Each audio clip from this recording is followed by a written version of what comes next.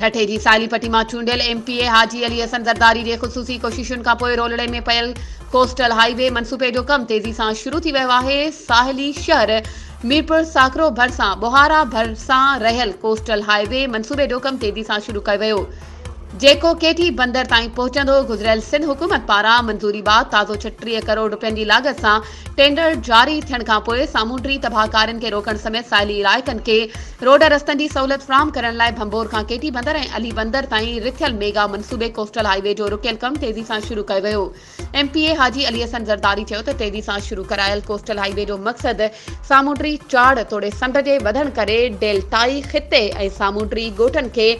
बचाइण ऐं साहिल वासियुनि खे मवासिलाती सहूलियत फ़राहम करणु आहे। वधीक ख़बरुनि ऐं अपडेट्स जे लाइ असांजे चैनल खे सब्सक्राइब कयो